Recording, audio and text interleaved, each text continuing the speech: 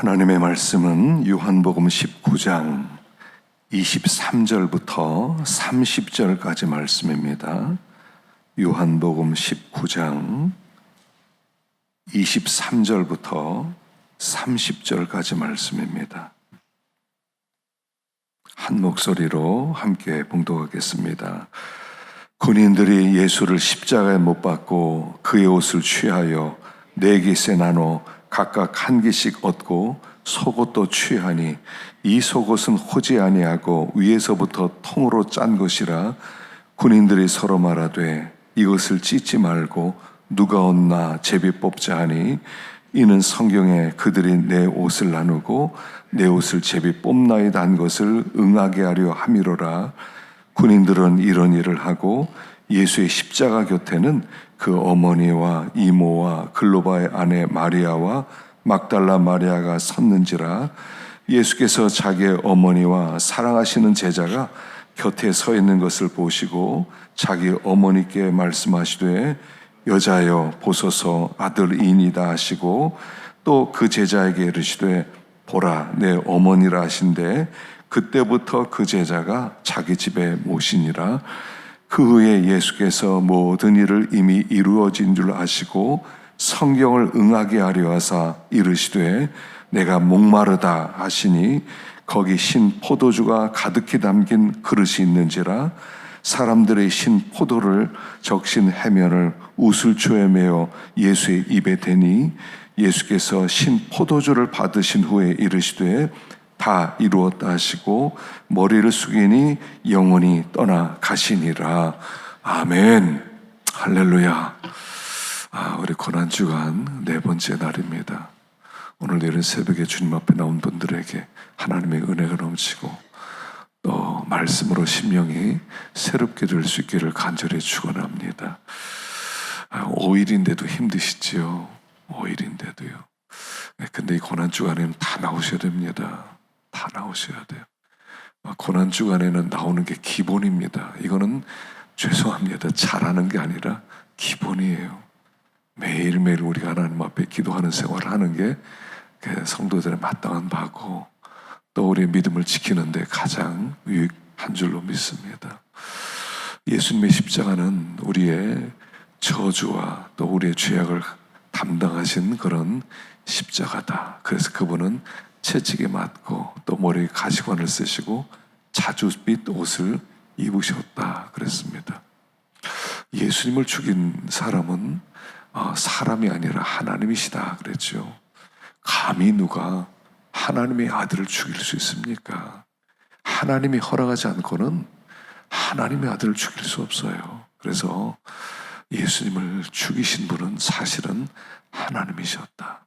자기 아들의 가슴에 칼을 꽂았다. 도대체 누구를 위해서냐? 얼마나 소중하길래 자기 아들을 죽여서 그를 살렸겠느냐? 그게 바로 우리들이라고 그랬죠. 그만큼 우리는 소중한 자고 예수님만큼 귀한 자다 하는 것을 우리에게 가르쳐 주셨습니다. 빌라도는 판결을 내립니다. 예수에게 고민을 많이 했지만 십자가 판결을 내리게 됩니다. 그 이유는 결국 한 가지입니다. 출세하기 위함입니다. 성공하기 위해서, 잘 되기 위해서, 결국 잘 되기 위해서 예수님을 사형 판결을 내리고 십자가에 넘겨주었습니다. 그리고 사도신경에 빌라도라는 이름이 남게 됩니다. 그 빌라도는 우리들의 자화상이라고 그랬죠. 사실은 우리는 출세 앞에서 여지없이 무너집니다. 성공 앞에서 우리는 무너집니다.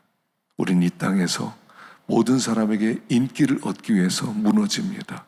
언제든 예수를 버릴 수 있는 사람들, 언제든 예수를 짓밟을 수 있는 사람들이 우리라는 것을 고발하고 있습니다. 빌라도의 이름이 아니라 그 이름 속에는 우리가 들어가야 되는 것입니다. 결국 우리의 죄가 예수님을 그렇게 죽게 만들었다 하는 것을 생각해 보았습니다. 자, 오늘 23절 읽어보겠습니다. 23절부터 24절까지 군인들이 예수를 십자가에 못 박고 그의 옷을 취하여 네 깃에 나눠 각각 한 깃씩 얻고 속옷도 취하니 이 속옷은 호지 아니하고 위에서부터 통으로 짠 것이라. 군인들이 서로 말하되 이것을 찢지 말고 누가 얻나 제비 뽑자 하니 이는 성경에 그들이 내 옷을 나누고 내 옷을 제비 뽑나이다 한 것을 응하게 하려 함이로라. 군인들은 이런 일을 하고 그랬습니다. 자, 예수님께서 십자가에 못 박히실 때 모든 그가 입었던 것은 다 벗고 십자가에 못 박힙니다. 그래서 대개 옷은 네 부분으로 나눠집니다. 그 샌들이 있고요, 속옷이 있고 겉옷이 있고 그 다음에 두건이 있습니다. 그래서 옷은 보통 네 개였습니다. 그래서 저기 네 깃으로 나눠서 하나씩 갔는데 이 속옷은 어떻게 했냐면, 야, 이거는 제비 뽑자. 당시 죄수의 옷은 참 행운을 가져다 준다고 믿었어요. 왜냐하면 그 사람은 죄 때문에 죽는데, 그 사람은 죄 때문에 죽었기 때문에 그가 남긴 옷은 참 깨끗한 옷이라고 생각했습니다. 죄를 담당했으니까. 그러니까 이거는 너무 귀한 행운을 가져다 주는 것이니까 제비 뽑자. 그래서 제비를 뽑아서 뽑힌 사람이 받는 것입니다. 예수님께서 십자가를 지셨다는 것은 옷 벗김을 당했다는 겁니다. 여러분, 죄는 수치를 가져옵니다. 아담과 하와가 에덴에서 선악과 먹고 벌거벗어 벗음을 알고 수치스러워서 무화과 이파리로 옷을 만들었다 그랬죠. 그래, 가렸다고 그랬어요. 여러분, 수치라고 하는 것은 마땅히 해야 될 것을 하지 못했을 때, 또는 해야 될 것을 해서는 안 되는 것을 했을 때 수치를 느낍니다. 죄는 수치를 가져옵니다. 그래서 아담과 하와는 수치스러웠습니다. 그래서 무화과 이파리로 가리려고 그랬습니다. 동시에 두려움이 찾아옵니다. 죄는 수치를 주고요, 두려움을 줍니다. 그래서 숨게 됩니다. 그리고 누구든지 그 수치를 드러내려고 하면 자존심, 자기의 전부를 걸고 그를 어떻게든 없애려고 합니다. 그래서 죄를 범한 사람이 법정에 서게 될 때 누가 증인이 있다, 그럼 증인을 죽이려고 합니다. 그래야 내 죄가 가려지기 때문입니다. 죄는 큰 수치를 줍니다. 그 수치를 예수님이 십자가에서 담당하셨다 하는 겁니다. 십자가는 우리의 죄를 위한 모든 것을 드러내는, 아무것도 가릴 것이 없는 그런 상태로 고난받은 십자가였다는 겁니다. 그리고 그분은 옷을 남기세요. 옷은 제비를 뽑아서 얻게 됩니다. 여러분, 제비라고 하는 것은 뭐냐면 하늘이 뽑은 사람에게 준다는 거예요. 그래서 제비는 사람들이 서로 의논하는 게 아닙니다. 하늘이 뽑은 사람에게 준다는 거예요. 지금도 그 합동 측에서는 총회장을 뽑을 때 제비 뽑기 합니다. 제비 뽑기 안 하면 서로 총회장 되겠다고 돈을 많이 쓰거든요. 그래서 돈을 많이 쓰는 사람이 총회장이 되니까 우리 그렇게 하지 말자, 제비 뽑자. 그래서 이렇게 하겠다고 나온 그런 분들을 나중에 제비를 뽑아서 결국 세우게 됩니다. 하늘이 뽑는 겁니다. 자, 예수님은 십자가에서 벌거벗고 수치스럽게 죽으셨습니다. 우리의 모든 죄에 대한 수치를 그가 담당하셨습니다. 그리고 겉옷을 남기셨습니다. 속옷을 남기셨습니다. 이 옷은 의의 옷입니다. 완전한 옷입니다. 예수님께서 완전 무결한 옷을 사람들이 제비 뽑아 나눠 가지게 됩니다. 제비 뽑았다는 것은 하나님이 택한 사람에게 그 옷을 입혀주신다는 겁니다. 그래서 예수님께서 십자가에 죽으시면서 완전한 의의 옷을 믿는 사람에게 나눠주는 겁니다. 그게 혼인잔치에 들어갈 예복이 되는 것이고요. 예수를 믿고 얻게 된 축복이 뭐냐면 가려주시는 겁니다. 주님이 우리를 덮어주시는 것입니다. 그래서 주님의 은혜와 사랑은 그 옷으로 우리를 덮어주고 깨끗하게 하시고 너는 의롭다라고 칭해 주시는 거죠. 우리는 한 것이 아무것도 없는데 예수님이 이 옷을 입혀 주심으로 말미암아 넌 의롭다 함을 얻게 된 겁니다. 이게 하나님 나라로 가게 되는 통행증과 같은 거예요. 출입증과 같은 거예요. 의의 옷을 입고 우리는 하나님 나라 가는 겁니다. 이게 은혜입니다. 우리가 받은 은혜는 의의 옷을 입었다는 겁니다. 하나님이 택한 사람에게 하나님이 그 옷을 입혀서 하나님 나라 가게 만들어 주셨다. 그 옷을 위해서 그분이 수치를 당하시는 것입니다. 그래서 오늘 우리가 입고 있는 이 옷, 세마포 옷입니다. 예수님이 입혀주신 의의 옷입니다. 완전 무결합니다. 천국은 내가 좋은 일을 많이 하고 의의를 막 많이 행하고 내가 떳떳합니다 이러고 가는 게 아닙니다. 이 수치스러운 몸을 그분이 덮어주시고 은혜로 가게 되는 겁니다. 하나님 앞에 가면 자랑할 사람은 아무도 없습니다. 다 하나님께 감사한 눈물을 흘리며 주님 앞에 갈 뿐이다 하는 것이죠. 그래서 이사야 61장에 보면 이렇게 기록되어 있습니다. 읽어보겠습니다. 시작. 내가 여호와로 말미암아 크게 기뻐하며 내 영혼이 나의 하나님으로 말미암아 즐거워하리니 이는 그가 구원의 옷을 내게 입히시며 공의의 겉옷을 내게 더하심이 신랑이 사모를 쓰며 신부가 자기 보석으로 단장함 같게 하셨음이라. 내가 하나님 기뻐합니다. 내 영혼이 하나님 즐거워합니다. 왜냐하면 그가 구원의 옷을 입히셨습니다. 공의의 겉옷을 내게 더하셨습니다. 그것은 마치 신랑이 사모를 쓰고 신부가 보석으로 단장함 같이 단장하게 만들어주시는 하나님의 옷입니다. 이런 뜻이에요. 우리가 이 세마포 옷을 입었다는 것을 늘 기억해야 됩니다. 내가 의의 옷 입었다. 이 의의 옷 입고 우리는 살아가는 겁니다. 세상에 삶의 현장 속으로 들어갈 때 의의 사람으로 나가는 거예요. 신분이 바뀌어졌어요.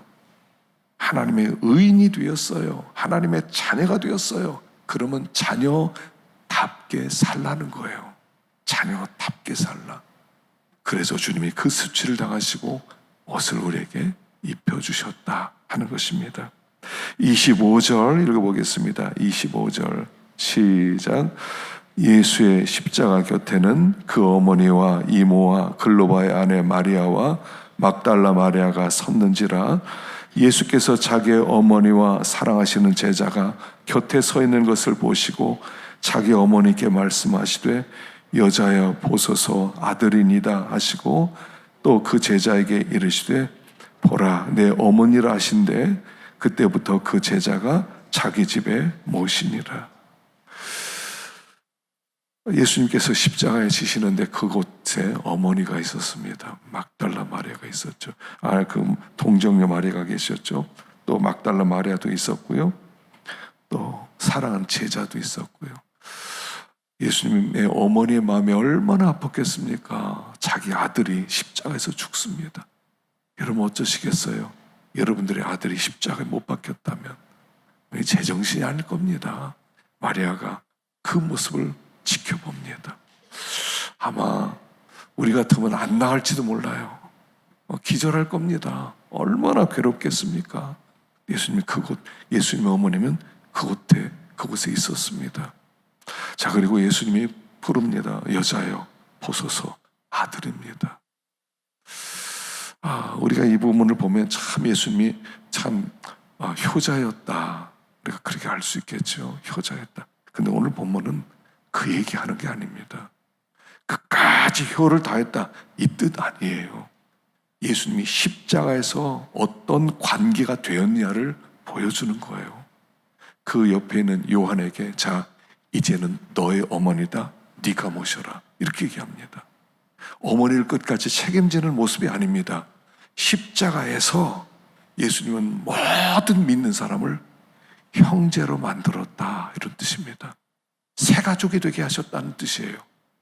십자가로 말미암아 예수님께서 하나님을 우리 하나님이 되게 하시고 하나님의 아버지를 우리의 아버지가 되게 하셨기 때문에 예수 안에 있는 사람들은 다 형제라고 하는 것을 선포하는 거예요. 새 가족이 되었다는 것을 선포하는 거예요. 이제부터 너희들은 다 형제다. 이제부터 너희들은 자매다. 이제부터 너희들은 다 모친이다. 그러니까 형제로 살아가라. 내 어머니는 너의 어머니도 되신다. 이제부터는 너의 어머니가 되게 하라. 그래서 그때부터 요한이 예수님의 어머니를 모시는 거예요. 여러분, 교회를 표현하는 가장 정확하고 중요한 단어가 뭐냐면 몸이라는 겁니다. 예수님은 머리, 우리는 몸이에요. 지체라는 거예요. 이것처럼 교회를 잘 표현하는 말이 없어요. 우리는 다 형제고 자매고 모친이에요. 그래서 이제부터는 우리는 다 서로가 형제처럼 살아가는 거예요. 이제부터는 우리가 서로 외롭게 두지 않는 거예요. 만일 예수님의 어머니를 혼자 두셨더라면 얼마나 외롭게 일생을 눈물로 지냈겠습니까? 그런데 요한이 어머니를 모시는 겁니다. 요한이 아들이 되는 것이죠. 외롭지 않게. 이게 믿는 사람, 예수의 피로 말미암아 한 형제 된 사람들의 공동체예요. 그래서 예수님이 뭐라고 하세요? 자, 여기 한번 봅시다. 요한복음 20장 17절 시작. 예수께서 이르시되 나를 붙들지 말라. 내가 아직 아버지께로 올라가지 아니하였노라. 너는 내 형제들에게 가서 이르되 내가 내 아버지 곧 너희 아버지 내 하나님 곧 너희 하나님께 올라가신다 하라 하시니, 뭐라고 하시냐면요, 너는 내 형제들에게 가서, 막달라 마리아에게요, 내 형제들에게 가서, 형제라고 불러요. 제자라고 부르지 않고요, 형제라고 불러요. 제가 이 본문을 보는데 얼마나 마음이 뜨거워지는지, 와, 나를 형제라고 불러주시는구나. 예수님이요, 그 영광의 하나님의 하나님의 아들이 나를 형제라고 부르는구나. 내가 예수님 형제네. 와, 내가 예수님 형제야. 여러분, 이게 얼마나 영광스러운 호칭입니까? 내가 예수님 형제예요. 너 내 형제에게 가서 얘기하라. 내 아버지, 너희 아버지, 내 하나님, 너희 하나님, 내 형제들에게. 히브리서에서는 이렇게 말씀합니다. 2장 11절 12절 시작. 거룩하게 하시는 이와 거룩하게 함을 입은 자들이 다 한 근원에서 난지라. 그러므로 형제라 부르시기를 부끄러워하지 아니하시고 이르시되 내가 주의 이름을 내 형제들에게 선포하고 내가 주를 교회 중에서 찬송하리라 하셨으니, 거룩하게 하는 자와 거룩하게 함을 입은 자가 한 근원에서 났기 때문에 형제라 부르기를 부끄러워하지 아니하셨다. 와, 놀랍지 않아요? 우리를 형제라고 불러주세요. 형제, 내 형제들에게 선포한다. 여러분, 예수님이 십자가에서 형제로 만드셨습니다. 우리는 다 예수 안에 형제입니다. 모른 척하지 마세요. 다 형제예요. 하나님 나라에서 영원히 함께 영광을 누릴 존귀한 존재들이라는 거예요. 형제들이에요. 그러니까 내 어머니가 너의 어머니가 되는 겁니다.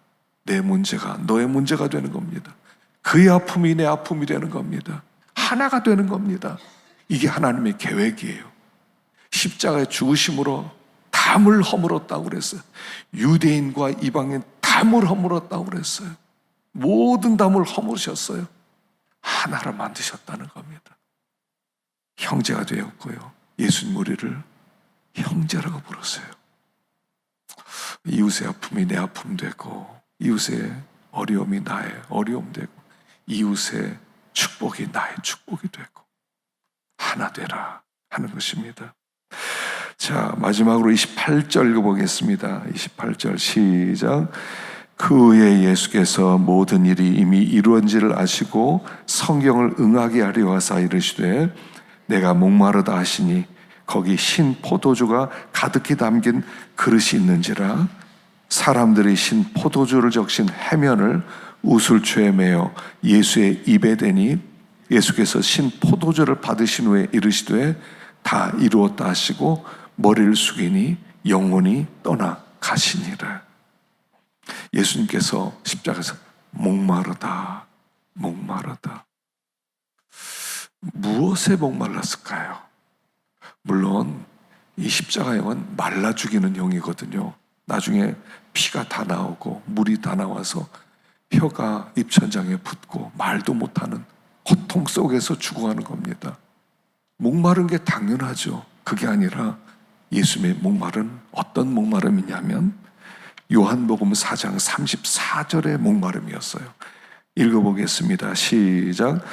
예수께서 이르시되 나의 양식은 나를 보내신 이의 뜻을 행하며 그 애를 온전히 이루는 이것이니라. 내 양식은 나를 보내신 이의 뜻을 행하며 그 애를 온전히 이루는 이것이냐. 그 애를 온전히, 초점이요, 이 본문의 4장 30절의 초점은 뭐냐면 온전이란 단어예요. 온전히. 우리 하나님의 뜻을 이루며 살죠, 순종하며 살죠, 그럴 수 있거든요. 근데 예수님은 완전히 순종하고 완전히 뜻을 이루는 것이다에 초점이 있는 거예요. 완전히. 내 양식은, 나를 배부르게 하는 것은, 나를 만족시키는 것은 하나님의 뜻을 행하고 그 애를 온전히 이루는 것이다. 온전히. 온전히. 그리고 그랬더니 옆에 있는 사람이 야, 목마르대, 뭐 좀 줘봐. 거기 신 포도주가 있었어요. 신 포도주는 상한 포도주라는 거예요.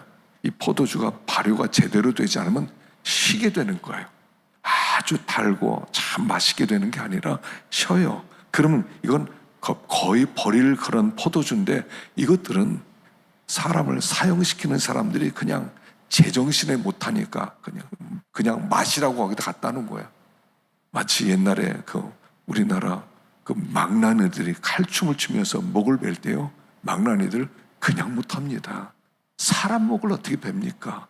그래서 그들이 막 술을 마시고 그냥 잔뜩 취한 상태에서 사람 죽이는 것처럼 그런 역할을 했던 게 신포도주예요. 상한 포도주예요. 그냥 갖다 버리기는 좀 그렇고, 그러니까 야, 이거라도 마시면서 제정신이 아니고 좀 정신 나간 상태에서 사람 죽여라. 그래서 둔 신포도주예요.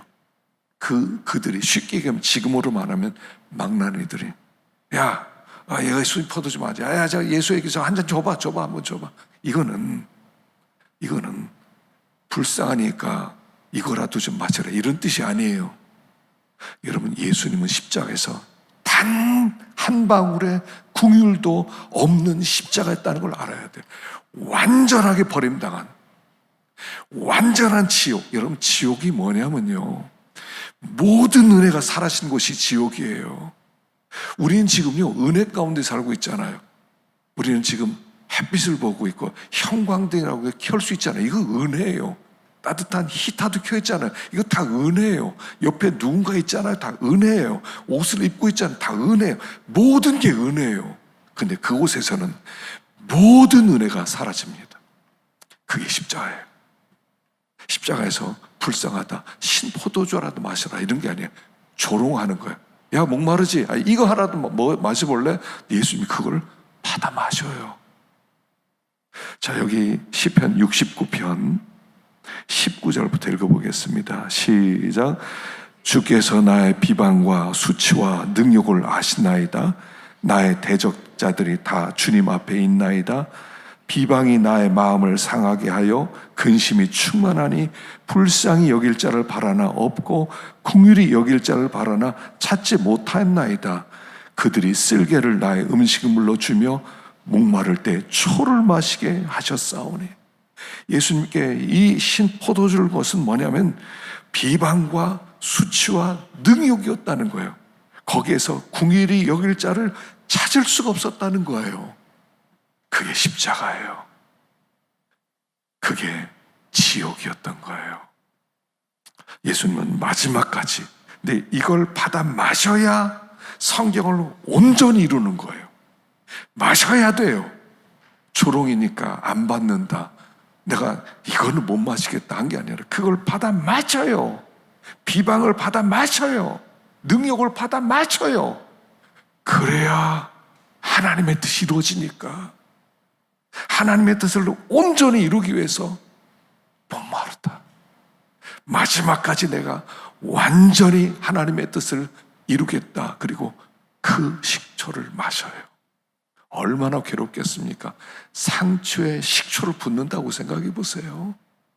주님 그 고통을 마주고만 받으세요. 그리고 됐다. 다 이루었다. 다 갚았다. 너희들의 죄값 1도 남기지 않고 싹 갚았다. 너희들이 당해야 될 비방, 수치, 능욕 다 당했다. 죄값 다 갚았다. 이런 뜻이 되는 거예요. 그래서 목마르다. 그게 십자가였어요. 여러분 십자가에서요, 우리의 모든 죄값을 1도 남기지 않고 한 푼도 남기지 않고 다 이루었다는 뜻이, 그래서 다 갚았다는 뜻이에요. 다 갚았다. 이제 너희들은 더 이상 당할 고통 없다. 너희들은 죄값 때문에 너희들이 당할 저주 없다. 우리가 어려움 당할 때요, 하나님이 저주 줬다고 생각하지 마세요. 저주 끝났어요. 우리는 내가 뭐 잘못해서 어려움 올 수 있어요. 그러나 저주는 아니에요. 자꾸 저주라고 생각해. 내가 옛날에 뭐 잘못했더니 저주받고 있어. 아니에요. 저주는 다 지나갔어요. 예수님이 하나도 남김없이 싹 갚아주셨어요. 다 갚았어요. 이제는 하나님 우리에게 주실 것은 축복밖에 없어요. 그게 십자가예요. 우리가 십자가를 바라볼 때 얼마나 고난을 겪으셨는지, 내 죄값이 얼마나 큰 것인지 한 푼도 남김없이 싹 갚아주셨다는 거, 이걸 기억해야 됩니다. 저주는 떠났습니다. 모든 저주는 떠났습니다. 모든 죄값은 예수님이 싹 갚았습니다. 어떤 어려운 일이 오세요, 저주라고 생각하지 마세요. 병에 걸리셨어요, 암에 걸리셨어요, 저주라고 생각하지 마세요.